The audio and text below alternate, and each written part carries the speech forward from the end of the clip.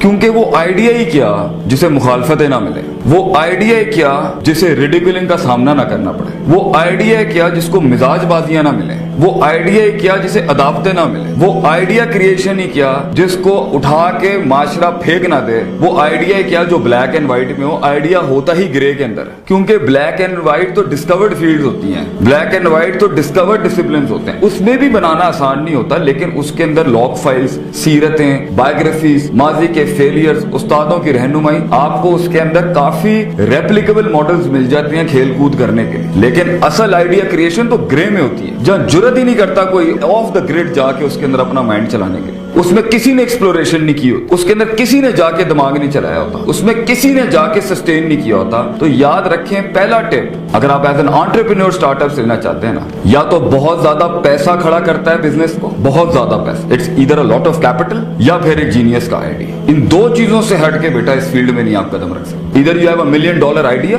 और you have $1 million in your pocket. तो अक्सर लोगों के पास, अक्सर जीनियस के पास और एज अ फिजिस्ट आपके पास आइडियाज की भरमार हो सकती है। इनफैक्ट आपके ये 4 साल में आइडिया क्रिएशन की तो आपको जो ना ये समंदर बहा देने चाहिए। पैसा तो अक्सर लोगों के पास नहीं होता। और इनफैक्ट एक बड़ी होपफुल एलिमेंट मैं आपको कहूंगा, आइडिया को शुरू में पैसे नहीं चाहिए होते। आइडिया की शुरू की जो जंग होती है ना, एक नजरिए की शुरू की जो जंग होती है, एक प्रोडक्ट की जो शुरू की जंग होती है, वो वजूद की जंग होती है, जो उसने अदम से लड़के करनी होती है, सिर्फ उसने टिकना होता है। फिर उसकी सस्टेनेबिलिटी और उसकी रिटेंशन की जंग होती है कि वो सर्वाइवल जिसे हम कहते हैं कि वो टिक जाए बस मार्केट के। और फिर किसी मकाम पर वो आइडिया कोई कई सदियां जलने के बाद कहीं एक मकाम पाता है और फिर उसमें मनूवर्स और टैक्टिक्स और फिर उस वक्त भी स्ट्रेटेजी नहीं आती। इसलिए पहला नुक्ता आज की कॉन्फ्रेंस के लिहाज से वो ये है कि इधर ज्यादा पैसा हो या आइडिया बड़ा हो, प्रॉब्लम सॉल्विंग आइडिया लो बच्चे, जल्दी बिकेगा। दुनिया के जितने भी बड़े आइडियाज थे ना, वो प्रॉब्लम सॉल्विंग आइडियाज। इंसानों का कम्युनिकेशन प्रॉब्लम बहुत बड़ा मसला कर दिया ना आके इन्होंने सेटल। फेसबुक, ट्विटर्स, ये प्रॉब्लम सॉल्विंग आइडियाज हैं। इन्होंने लोगों की परेशानियों को सॉल्व किया है। मेडिकल इंडस्ट्री के अंदर आप देख लें, उनकी सोच लोगों के मसाइल सॉल्व कर रही है। तो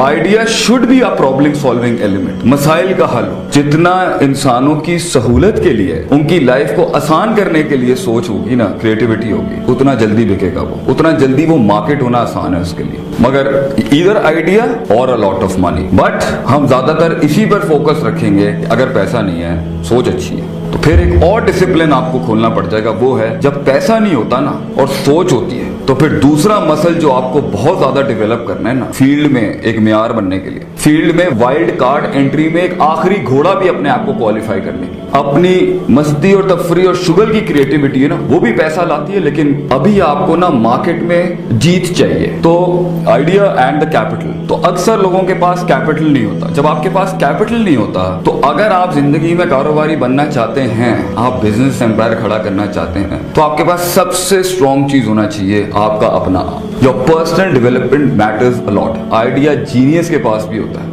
और जीनियस होता ही हुआ जिसके पास आइडिया होता है। दोनों रेसिप्रोकल हैं एक दूसरे के। Idea is with a genius and a genius is always with an idea. दोनों कॉम्प्लीमेंट करते हैं एक दूसरे को। लेकिन with the problem with the genius selling his mind and selling his brain and selling his skills is, क्योंकि उसे खेलना नहीं आता, संभालना नहीं आता, फील्ड में पहुंचाना नहीं आता अपने आप को। तो सेल्फ डेवलपमेंट की इश्यूज की वजह से आप फील्ड में रुक नहीं सकेंगे, रिटेन नहीं कर सकेंगे, पॉलिटिक्स बर्दाश्त नहीं कर सकेंगे, जल्दी कैश इन कर लेंगे, सस्ते पे बिक जाएंगे, और आपके ऊपर बड़ी बड़ी इंडस्ट्रियां आपकी आइडिया क्रिएशन का प्लेजरिज्म का बाप बांध के आपको साइड में कर दिया जाए। तो पहले वो भी बड़े प्लेयर्स भी पहले मार्केट में वेट कर रहे होते हैं, मार शार खाने दो, अगर ये 20% पोटेंशियल की परफॉर्मेंस तक आएगा फिर खरीद लेंगे इसको। एक आइडिया को बनाने के लिए, उस पर अपना दिमाग चलाने के लिए, क्रिएटिव थिंकिंग का एक टेंजेंट और लें, क्रिएटिविटी करने के लिए, फिर पॉजिटिव क्रिएटिविटी करने के लिए, फिर प्लेजरिस्ट क्रिएटिविटी से बचने के लिए, और यूनिक सेलिंग पॉइंट बनाने के लिए कि मेरे पास जो आइटम है वो किसी के पास नहीं है, और फिर उसके अंदर एक्सेल करने के लिए you need a lot of heart, बहुत दिल चाहिए आपको।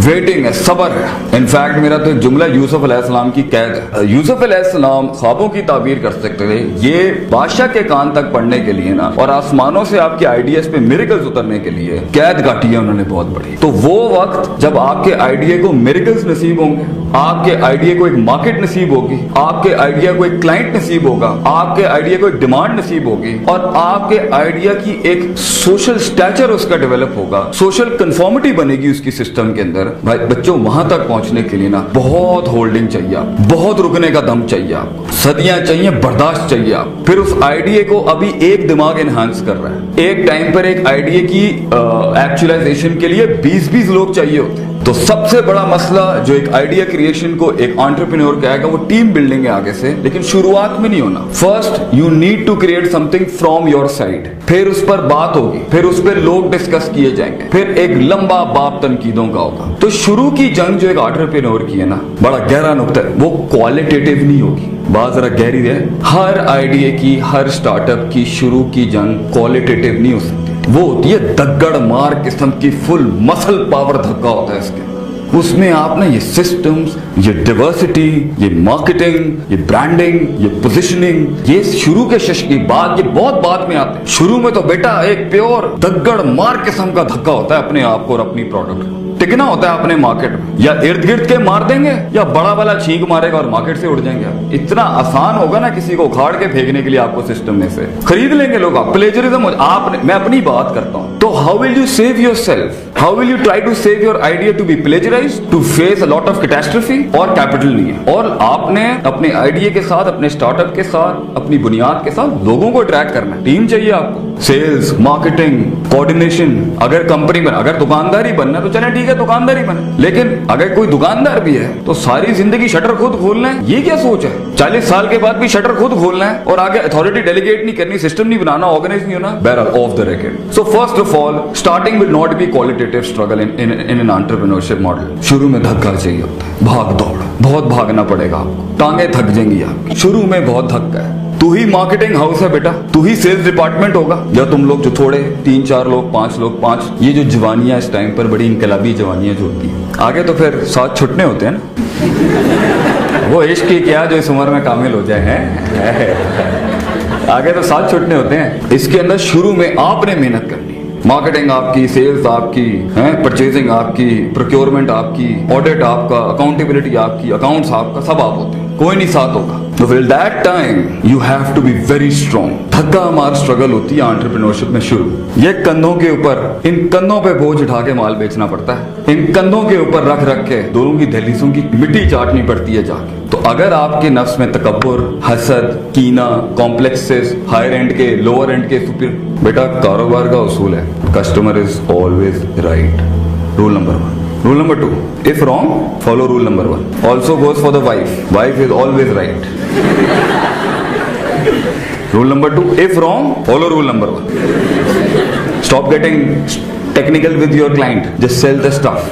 तो ये तो बेचना है ना, शुरू के अंदर सेल्स चाहिए। अभी बड़ा क्यों नहीं कर सकते? इसलिए क्योंकि अभी आपके पास जीत नहीं है, आपके पास सक्सेस नहीं है, आपके पास इस टाइम पर एक्चुअलाइजेशन नहीं है अपने आइडियाज की। अभी ठोकर लग गई ना अगर आपको बड़ी, तो आपका पर्सनल डेवलपमेंट, डाउट्स और डिजायर का एलिमेंट इतना बर्बाद हो जाएगा, आपकी साइकोलॉजी में डेंट लग गया ना। आप बनी बनाए, जो हजरत ने कहा, जो सर ने कहा यहाँ पर, आप बने बनाए बिजनेसेस कारोबार खराब कर देंगे। क्यों? आपके पास जीत नहीं है। ये एक पजल है, उसका सर्विस इंडस्ट्री से ताल्लुक हो, आइडिया क्रिएशन इंडस्ट्री से ताल्लुक हो, या बिजनेस से ताल्लुक हो, या किसी से भी ताल्लुक हो, इंसान की साइकोलॉजी को अगर जीतना आता है ना, वो जर्रे को पहाड़ बना सकता है, वो आतिश को आतिश फिशा बना सकता है, वो एक कतरे को समंदर बना सकता है अगर उसे जीतना आता हो। तो कोर्स का नाम, अगला कोर्स होना चाहिए the art of winning. The art of winning is a lot different in the art of creating things and art of selling things. अगर आपको जीतना नहीं आता ना, और जीतने की सियासत नहीं आती, जीतने के लिए अपने आप को खड़ा करना नहीं आता, और जीतने के अंदर अपने अंदर की नफ्सियात के बम्स नहीं आते डील करना, अगर एक आज झटका लग गया बिकॉज आप में इनकॉम्पिटेंसी थी, बिकॉज आपका टाइम फ्रेम सही नहीं लगा हुआ, बिकॉज आपकी क्रिएटिविटी स्लो थी, या हम्बल, या बहुत ज्यादा डिस्टॉर्टेड थी, या आप आइडिया सेलिंग के अंदर कमजोर थे, या आपकी सेलिंग वीक थी, तो अल्लाह ताला तुक्के में नहीं देता किसी को। जिससे हर इंसान एक बड़ा आदमी बना है, आप भी उसी से ही गुजर के बनेंगे। There are no shortcuts to success बच्चों। तो God will not give it to you as long as you will not give it to God. ये यूनिवर्स आपको रिस्पॉन्ड नहीं करेगी जब तक कि आप यूनिवर्स और कायनात को रिस्पॉन्ड नहीं करेंगे। तो अगर यहां पर बैठे हुए एक ड्रीमर के, एक ख्वाब देखने वाले के, जो अंबानी और रिलायंस और ये जेफ बेजोस वगैरह को पढ़ता रहता है और सोचता है कि मैं भी जैक मा शैक मा बन जाऊंगा, ख्वाब देखना बुरा नहीं है बेटा, टिकना बहुत मुश्किल काम है। रेजिस्ट करना, रिटेन करना, रेजिलिएंट रहना उस फील्ड में बहुत मुश्किल काम है। और अगर अभी बड़ी ठोकर लग गई ना, तो फिर नॉर्मल साइकोलॉजी डिफेंस पे बैक फुट पे जाके बैटिंग करती है, यार मैं जॉब ही करूं तो अच्छा है।